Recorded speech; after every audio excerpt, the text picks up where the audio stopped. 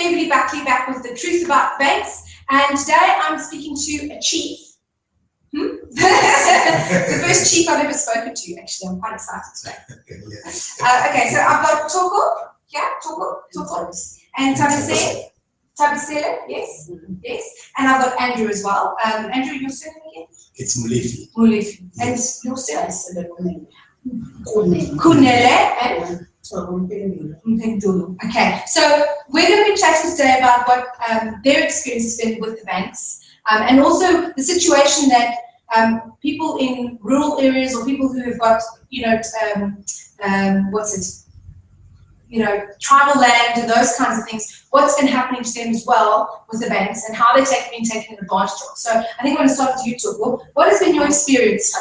Nthabiseng. Thoko, Nthabiseng. Sorry, my bad. We'll get there eventually, right? Okay, I'm going to start with you, Nthabiseng. Tell us what's been happening for you with the situation. It started in 2009, Mm-hmm. Actually 2007 when we started defaulting, because my partner, he has his own company, so we had a problem. So we spoke to the bank. We're trying to reduce The payment because installment. I was the only one who was working and I was earning less than 4,000, and the bond was 2.8, and we had 3 children at that time. But the people from the bank refused to reduce the amount. There was a time when I got money from the accident fund, so I had to take 8,000 from that amount and try to Bring cover. down Yeah, but still, when we asked them to reduce so that I can afford maybe 1,000 rand, but they refused. And also, I went to complain. They said there was a hole at the back of my house. wow, okay. This hole. Yes. So they never take any. They never take. The problem into consideration. They refuse. They never even came to see the hole. And then after it, in 2009, I phoned city council. There was a girl who was working there. She said, "Oh, okay, now let me check, because we had a problem with water, all of us in Solid." So, because I was going to try and pay maybe 150 because the amount was high. When she checked, she found out that they said I'm selling the house. I said, "You're in the process of selling the house." I said, "No, I'm not selling. Why am I phoning to try to make arrangement to pay?" I said, "No, that's what it is." And then after that, I'm not sure, after 2 months or so, people came, I think it was May 2009, and said, "No, we got the house from auction." I said, I don't know anything about that. They had everything in this house, everything was just, I never received anything. And you bought it when? In 2000? 2005. And how much did you purchase it for? Just 2 point, it was 230 or something. 230,000. And then they purchased it obviously in. I think it was 33,000 because what they brought. They bought for 33,000. That's what it says, 33,000. And then it's not all that, and then they still say that you owe 200,000 to them, right? Even though you don't have that property anymore. Yes, I still owe them. And they said, these ladies, what I wanted to say, but I was still receiving letters from the insurance saying that the amount is increasing. But meanwhile, these people, they said my house went on auction. So you don't owe any money actually, or you shouldn't be having an increase in interest, because how does that make any sense, right? That's why then I said, no, it's fine. I was defaulting, but I need clarity. I need the bank to show me a proof. And they didn't even give you any documentation saying you've got to move out, or we're putting the house on auction. They haven't given you any information. They just went and did it. After that, I did ask them, even though I was evicted, okay, give me the paperwork because I want to be at peace. I know that I was the one who was defaulting, but I need clarity. What happened? What procedures were taken when my house was taken? So they refused to give us that. They gave us some piece of paper without a net bank letterhead. And I was evicted with kids ranging from 0 to 3 years. And where did you go to? I had to go to my friends. And when was this? It was 2010. 2010. So now since then, where have you been staying? I've been staying all over. You haven't actually got a place to stay. And you won't be able to get another place to stay because you've got you on blacklisting, right? Exactly, with RTP, nothing. And after that, I went to NCR. But NetBank did review my account. But now that's why I'm confused. That's why I asked them to give me the procedure, because how can they? Because in the paper from NCR it says if you default or something, or if you are illegal, you can't be. If your account is being handed over to the legal department, NCR they can't review your account. And I was paying after it 1.5 every month. So I did ask the bank again because they said it's a shortfall. I said, how come? Because I think shortfall for 100 and something thousand, and how can I be reviewed anytime I'm paying a shortfalls? I never get all the information up until today. And have they still not given you that information? Never. And so now you've joined this class action as well. But you recently joined, hey? Yeah, but I was in the PS1. Okay. Yes. Okay. So you also you've got an organization that you've created as well. Yes. So tell me a little bit about your organization that you've got, Richard. Actually, our organization, our organization is VLDBS, Everton Community Association. Okay. VLDBS is a farm. Yes. And then we claim that farm. Yes. And then 2010, yes. 2008, we took all these 4 major banks to court, okay. to Lansing court, okay. whereby we've been granted an order. Okay. The eviction must stop with immediate effect. Amazing. It was 2008. Yes. Yeah? But the following day, we experienced eviction continue, not stopping. And then we went to High Court in Pretoria to try and stop this thing of evictions. And then Pretoria, they told us they do have the moratorium from Land Court. That states clear that there is no eviction within that area for the final until the finalization of the next case. Yeah? And then that's when I intervened into Nthabiseng's case. I took Nthabiseng to NCR to review the account. We successfully reviewed the account. And then by then she was already out. She paid something like a year where she is outside. So you kept on paying, yes. Even though you was living there. Yes. I would have given them the middle finger.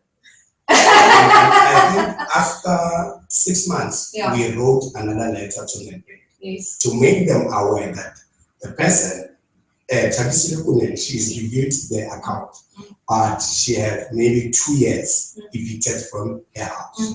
So we want the bank to intervene and assist us. And then to pay you that money back. Exactly. And also to assist us with the investigation. How did these people get hold of Nthabiseng's properties? And then I went to DIT's office with Nthabiseng's case. When I get to DIT's office, the lady at DIT's office told us that from the information that they have, Nthabiseng sold her house to this person. For 33,000 rand. Exactly. Are you smoking crack? You know what I'm saying? That's when you look at them and you say, really? How did I do that? Exactly. Where did I sign that document? Because my state was big, so that my house was like that, now it's like so. Oh, so there's a development on it. Exactly. Now it's a rental unit. Now? They build the rental units. So people who are staying there, they're paying rent. And then each and every unit is 4 rooms. It's 12 units. Yeah. You should never have moved. But how You were just trying to do the right thing, weren't you? No, they evict me. And Did they take your stuff? I was arrested as well with my kids. I'm telling you, I was in jail. For how long? No, it was a few hours because they wanted me to leave my kids. I said, who's gonna stay with my kids? I have to take them. If you arrest me, take me with my kids. Because I do have the papers from the police station. I even lodged a complaint with the Department of Justice, with Nthabiseng and other community members. to raise their problem with the department, lodging a complaint, and then submitting all the relevant documents that will support our statement. Some of them, their houses are paid off, they're out. Some of them, their parents paid off their house before they passed away. And then now they left the kids alone because the parents passed away, they evict those kids. When I go to retrieve the information to the bank, I found that that house is paid off. So we want to know how. Who is evicting them firstly? And how the heck, what jurisdiction do they have to evict them? You know, people who are evicting these community members is the agents, but unregistered agents. When we go to estate agent board, we find that all these companies are not registered with the estate agent board. And then what these people did, there's this certain amount of money that they paid to the prosecutors to be biased, to make sure that this person is moving out the house and then this agent get hold of that house. They're working like that. They give the police money, prosecutors money, also the magistrate in Protea money. Where is this happening? In Protea? Yes. And then this one is where I was complaining to the Department of Justice about the conduct of the police and the Protea. Yeah, because they're not allowed to, you know, the police are not allowed to lock you out, hey? They're not allowed to take you out of the property, and they're not allowed to lock you out. The only person who can take you out of the property is a sheriff. And he has to come with a document, a signed document, a sheriff, a court order for you to leave the property. He's not allowed to just come and call the police to come and do that. We went to the Western Area Court with the Nthabiseng case. We find that there is a case. And then when we go to that case, we find that there is a file. And then when we asked the clerk of the court, he said, this case, it didn't go to court.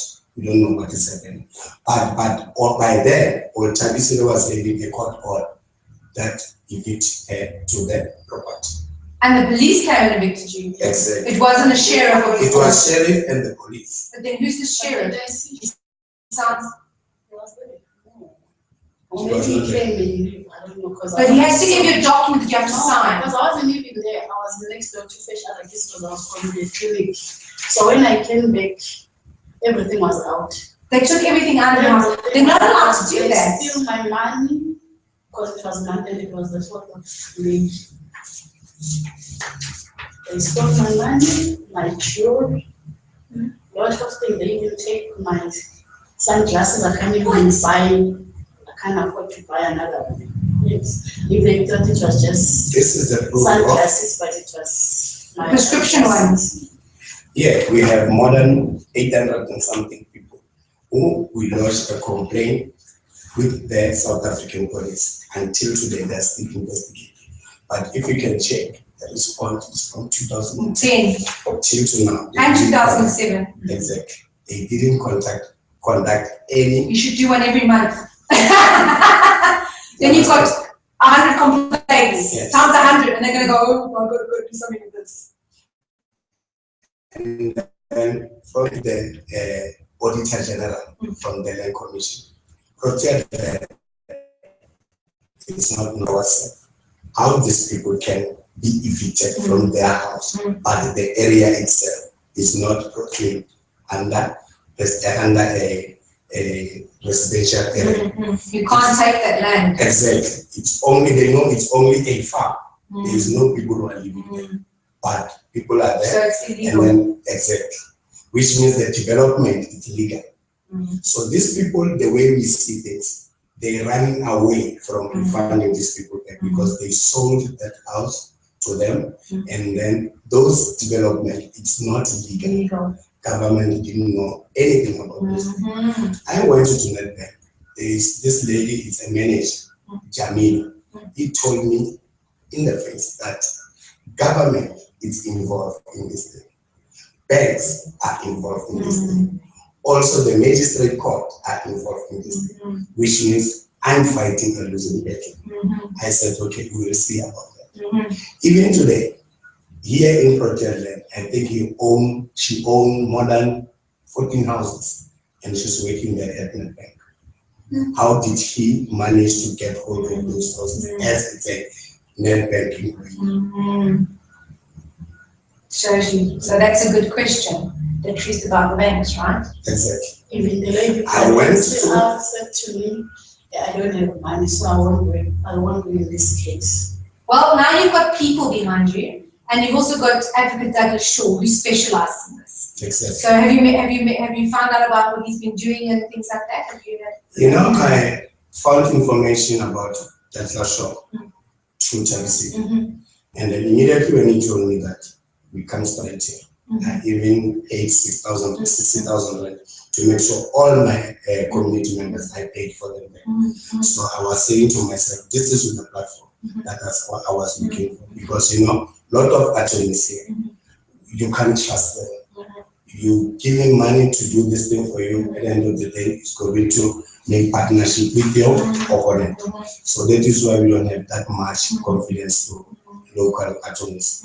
And then I went to ABSA again with other community members from the VAR.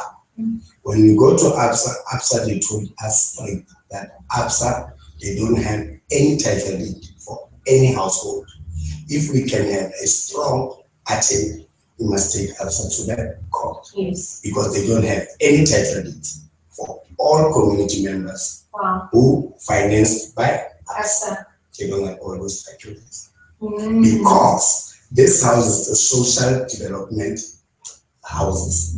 So there is no way whereby ABSA can have title deeds for those development. And the thing that I found very interesting is that for all of the people that are in this experience, that are having this experience with us, it's not about money. Yes. It's about my home. Exactly. You took my home. Exactly. That's what it is. Exactly. And it's not about you've got to pay me up money. No. I want my home. Because they tried to do that. They were looking for me up and down, but they couldn't find me. The agents. They were looking for him to give him the money so that they can take the house, and then she must go with the money. And they tell you how much they're going to give you. You're not going to tell your offer. They just tell you, we give you 20,000 and go and start another life somewhere. By starting another life, you need to go and buy a shack and then stay in Orange Farm in a... No, and you had a beautiful home, a big home. It's a 3-bedroom house. No. Well, I'm looking forward to seeing these people be destroyed. Of course. And I think the more of you that there are, the stronger you get. And there's so many cases. I mean, everyone that I've interviewed through the truth about the banks, everyone that I've interviewed has had the same thing happen. Same thing. So it's definitely showing you that they're doing the same thing to everyone. And it needs to come to a point where it says, okay, enough is enough. You know why I'm convinced that our government is also involved in this? When you go to the bank, you retrieve information, you go to Nthabiseng, you can get that information. When you go to the municipal council, already the ownership is being changed. And then according to the bylaws, if maybe I bought Nthabiseng's house, when I'm going to do the change of ownership, Nthabiseng must be there. And also I must be there. And She you must sign sign that she give away the house to me, and then I must sign that I buy the house to Nthabiseng. But that procedure, not happening. all of them, they just see the written check changed to another person's name. How? She don't know. Magic. When you go to JIT's office, you get the information that you sell your house to this person. But the person, when he approached you in your house, he said, I bought your house from the auction. And then when we were in the landscape court, all the banks said we don't evict people in their houses. I do have the minutes of that court and also the court order from the landscape court. We don't evict anyone, especially in the location, in the, you understand, townships. We only take houses that have maybe 1.something million to auction, not houses from the townships. You understand? But when you go to the municipal council, the information is changed. The opposite. Except when you go to the JIT's office, it seems like there's some sort of syndicate that has developed, and they are taking advantage of people through this. Yeah, what is your, just, I want to give Thoko a chance quickly. Thoko, tell us your story. Okay. I bought the house in 2002, towards the end of 2002. Was accepted and they financed me with 100,000. And all along I was waiting and I used to pay the bond. Then in 2007, the company which I worked for was liquidated. So I had to get another job. So the job I got at the time is paying less. So the problem started there. Then I went to the bank and told the bank that I cannot afford to pay because I have 3 kids like this. I cannot afford to pay the 1.5 with the reduce the installment. Okay, then they say no problem. Verbally. Then I went home. Maybe after 3 months or 4 months, then I see the agents coming there, say they coming to view the house because the house is the house is not safe. Okay. Then I said to myself, what happened? Because I had an agreement with the bank. Okay. So it touched me. You're saying about 2009 it started again. It's when a white guy by the name of Spinar. He came there. I was coming from a job interview. Then I saw this big car standing next to my yard. And when I entered my yard, there was a white guy and a white lady. Then they asked me, are you the owner of this property? Then I said yes. And they say to me, are you aware that the property has been sold? Then I say no. Then they say, can we come in? We want to view the house. And by then I had repainted the house. It was nice, gorgeous. Yeah, outside and inside. All tiled with butler proof. And they were so impressed. And I hear the gentleman say to the house, we don't even have to repaint the house because this house is so clean and well taken. in your house. Then I said, where did you buy the house? They said, no, we bought the house from the auction. Didn't you receive any summons? I said, no. The summons I received were those years, but I didn't tell them that they were those years. And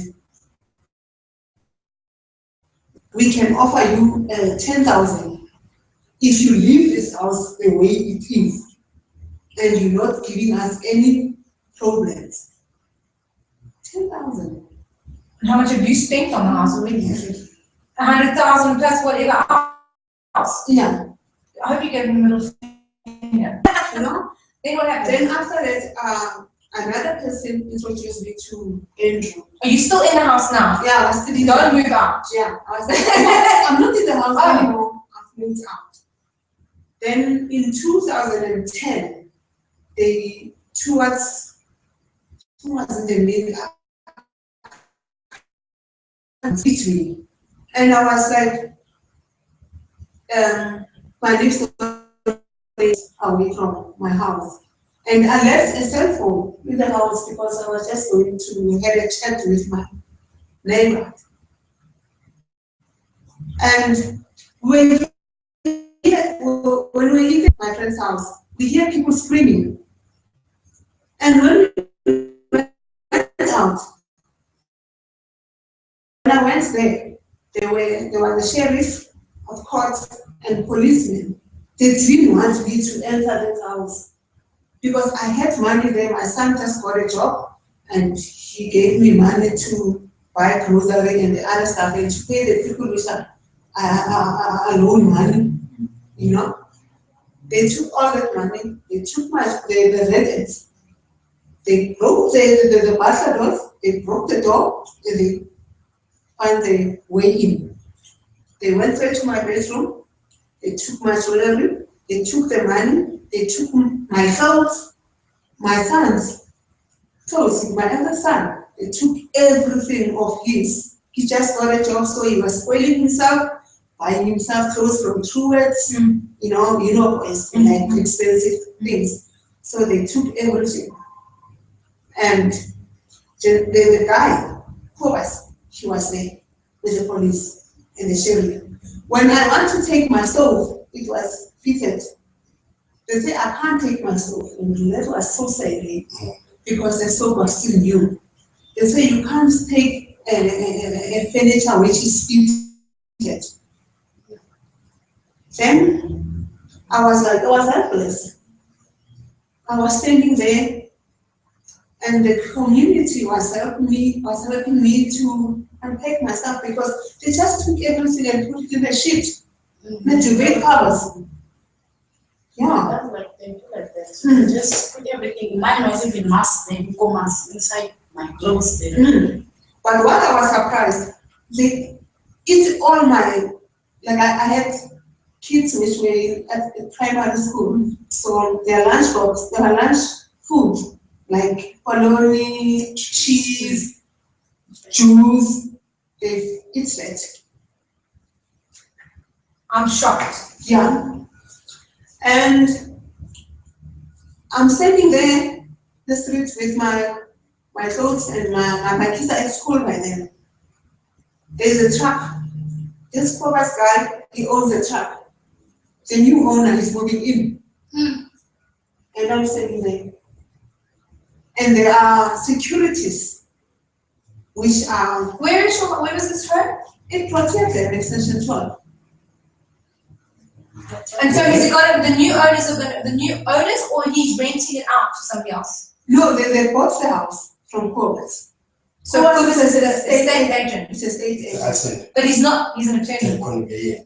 Conveyancer. Yeah, it's an attorney. Is he officially an attorney? Is he officially an attorney, or is he an attorney? It's an attorney in Conveyancer, because when I was busy trying to help to with this house now, he came to me one day and then he promised me to leave Thoko alone, and then he will give me 5 houses.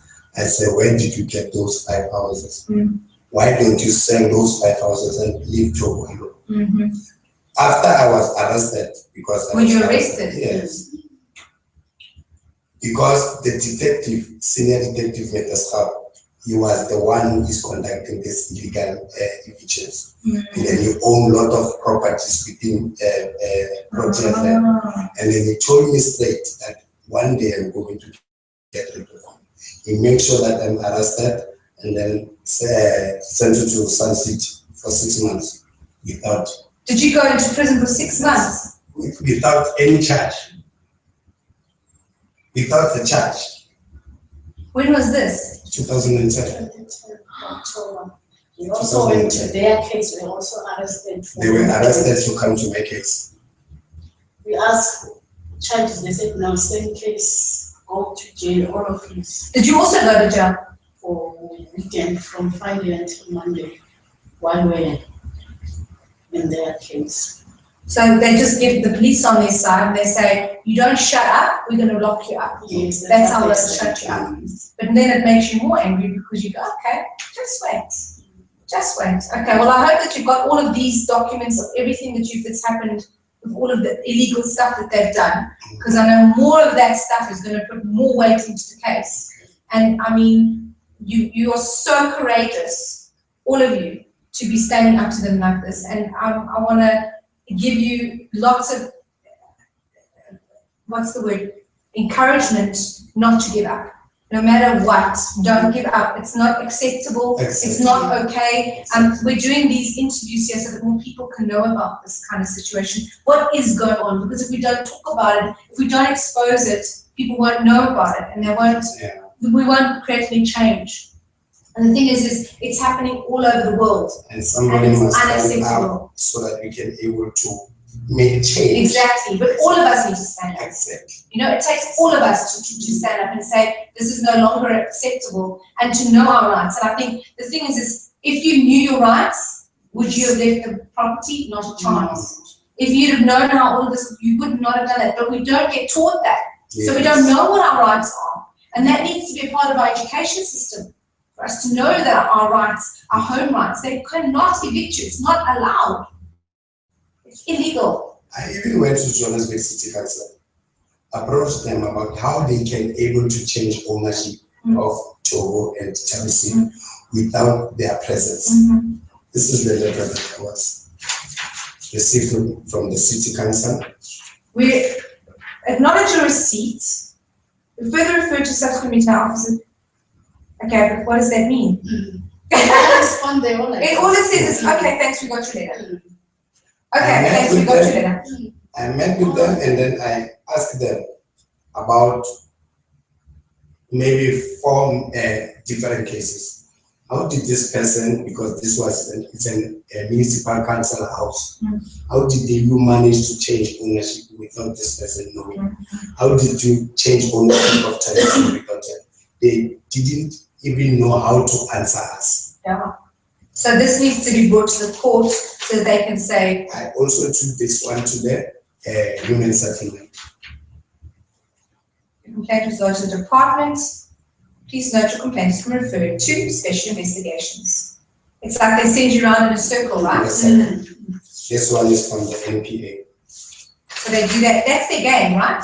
Get you chasing your tail. So that's why I was saying, I believe that lady when he said they're working together with the government, police. It's a syndicate. Exactly. It's actually a syndicate. Well organized. And you know what the thing is if it's the government is involved, the police is involved, that makes no sense, eh? Because how is that for the people? How is our government supporting the people? It's not.